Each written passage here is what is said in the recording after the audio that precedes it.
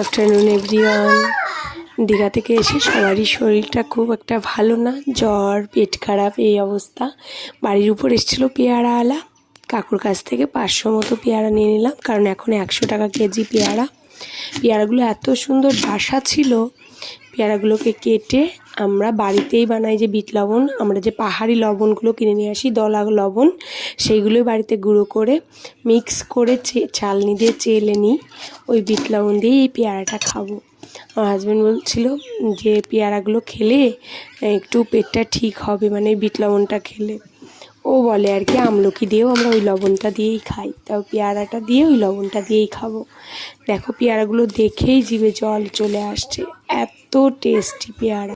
আমি মনে করি আপেলের থেকে পেয়ারাটা, জাম, সিজন ফল, জাম, জামরুল, এগুলো সিজনের সময় খাওয়াই ভালো, কারণ আপেলের ওপরে যে মোমটা দেওয়া থাকে ওই জন্য আমি ওইটাকে অ্যাভয়েড করি।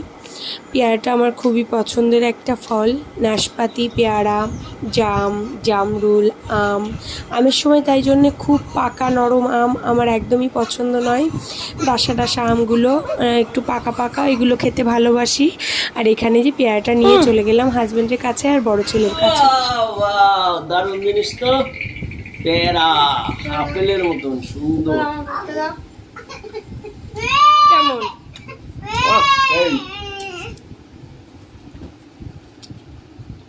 এই বিট লবণটা কিন্তু আমাদের ঘরে দলা করে আনা, বেটে তারপরে গুঁড়ো করা।